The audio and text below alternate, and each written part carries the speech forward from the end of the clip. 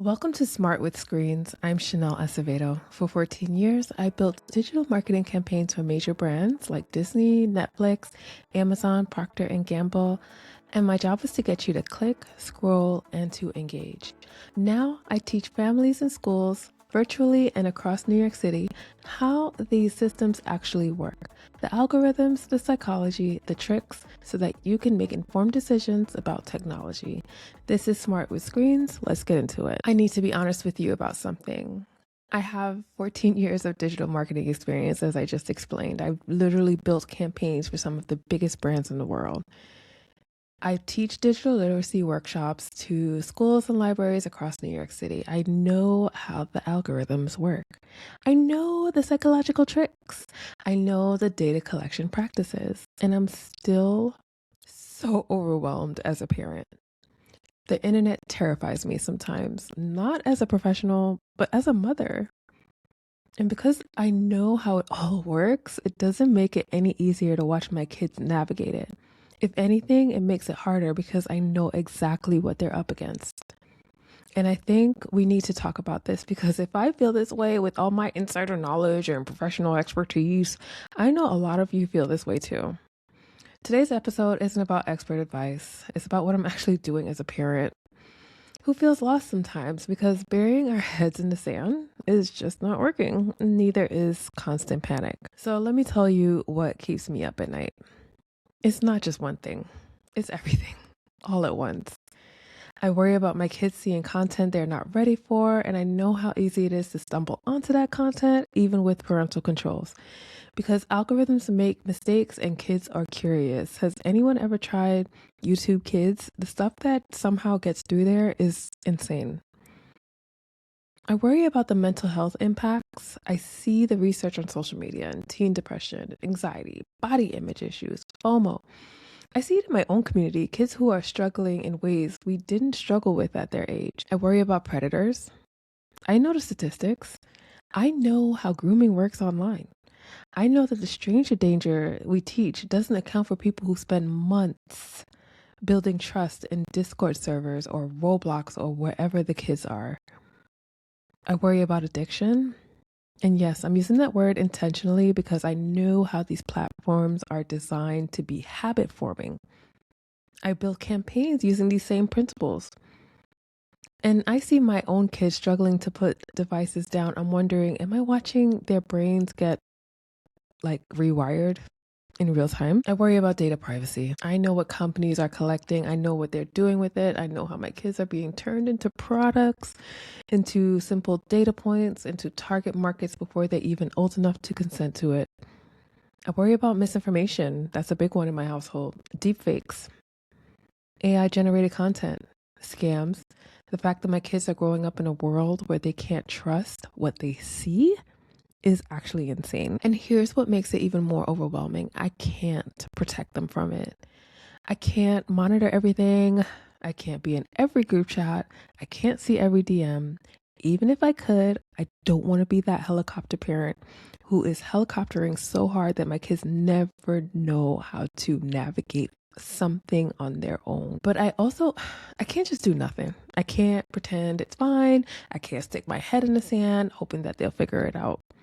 So I'm stuck in this middle space, knowing too much to ignore it and not having enough control to fix it and trying to figure out what's good enough parenting looking like in this very moment.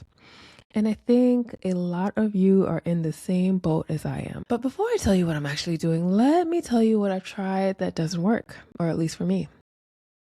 Waiting until they're older. Some experts say that you shouldn't give kids any phones until they're 14 or 16 or whatever it is. My kids live in New York City. They need to be able to reach me. Their friends are all online. School communication happens through apps. Waiting isn't realistic for my family. Now, my daughter, she's still only 7. She does not have a device, but my teen sons absolutely do. Monitoring everything. I tried the apps that track every text, every website, every click. It made me anxious, honestly. It made my kids a bit resentful. And honestly, tech savvy kids can work around most of it anyway. Plus, what am I teaching them? That I don't trust them? that surveillance is normal, just saying no. No social media, no YouTube, no gaming. Oh, that's all fantastic in theory. But then my kids are isolated from their peers. They miss out on legitimate learning and connection. And they still find ways to access it just without telling me. On the flip side, just letting them have devices with no boundaries, no conversations, no support, that didn't feel right either. So, what does work? Or at least, what am I doing that feels less terrible than the alternatives? So, here's my first tip. Let's have some ongoing conversations. I used to think that I needed to have the talk about internet safety, sit my kids down, cover everything, check it off the list. But that's not how this works because the internet changes daily. My kids change daily. What they need to know at 8 is completely different from what they need to know at 12, at 15, at 17. So instead, I'm having small, ongoing conversations constantly. When we're in the car, so what's everybody watching on YouTube lately? Show me something funny. At dinner, anybody see anything weird online this week? And when something comes up in the news, did you hear about this? What did you think? I'm trying to create an environment where talking about online stuff is normal, not this big scary thing that we only address when there's a problem. And here's the key. I'm also sharing when I feel overwhelmed or manipulated by technology. I was on Instagram for an hour without meaning to be. The algorithm got me. Or when I saw a video of someone who did something egregious and come to find out it was all AI. I talk to my kids about that because I want them to know that it can happen to any one of us. As a mom blogger, this is where my expertise actually helps. I can't prevent my kids from being exposed to manipulative tactics. They're everywhere. But I can teach them how to recognize when it's happening. So when we see an ad, I said, notice how they made you feel like you need that? Like, that is so intentional. When they're scrolling TikTok, I say, why do you think the app keeps showing you this type of video? What do you think it's trying to do? And that goes back to episode 2 where we talked about algorithm and algorithm manipulation. When they get a notification, that little red dot is designed to make you anxious, so you click on it. Do you actually want to click on it, or are you just reacting to the red dot? I named the tactics. I'm pulling back the curtain. I'm trying to give them the literacy to see the manipulation and make conscious choices instead of just reacting. It doesn't always work. They still get sucked in. But at least they're starting to notice when it happens. I gave up on trying to completely control screen time. It was making everyone miserable. Instead, we have phone-free spaces and times. Dinner table is phone-free. Everyone's phone goes into a basket. Bedrooms at night are phone-free. Phones charge in the living room. When we're doing something together, a family game, a walk, whatever, phones stay put. This isn't about punishment or restriction. It's about protecting space for connection, for sleep, and for being present. And honestly, I try to follow the same rules because if I'm on my phone at dinner while telling them they can't be, what am I even teaching them? And this last tip, knowing I can't and shouldn't see everything is the hardest one for me. I have to accept that my kids are going to see things that I don't want them to see. They're going to have conversations that I'm not a part of. They're going to make mistakes.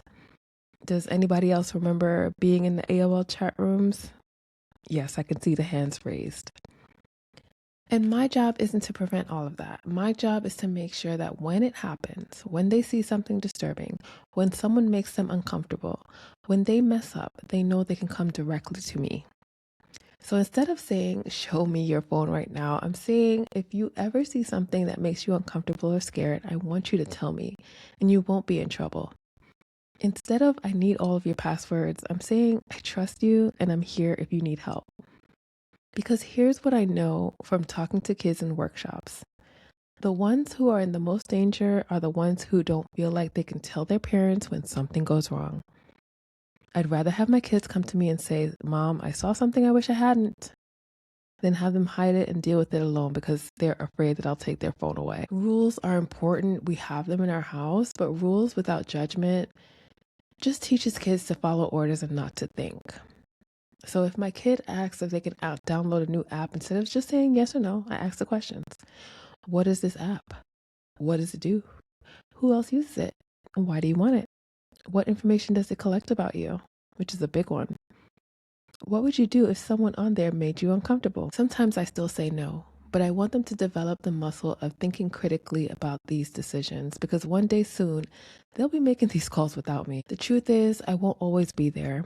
And rules won't always protect them, but good judgment might. So now it's time to be real about the limitations. Here's what I need you to hear. I'm still not doing enough. By some standard, somewhere I'm failing. My kids probably have more screen time than the experts recommend. They've probably seen content I wish they hadn't. They've probably made mistakes online that I don't even know about. And I've made mistakes too. I've been too controlling, and I've also been too hands off. I've panicked, I've ignored warning signs, and I've honestly been inconsistent. But I'm trying and I'm learning and I'm doing the best with incomplete information in a situation that's constantly changing. And I think that is all any of us can do. We can't protect our kids from everything. The internet is too big, it's too fast, it's too pervasive, but we can give them tools, we can keep communication open, we can model healthy relationships with technology, and we can definitely stop pretending like we have all got it figured out.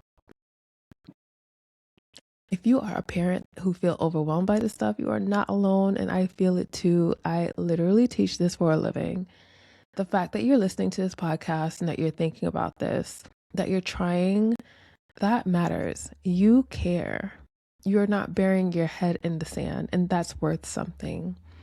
If you found this helpful, please share it with another parent who's struggling with this. Let them know that they're not the only one who feels lost sometimes. And if you have any tips that are working for your family, I genuinely love to hear them.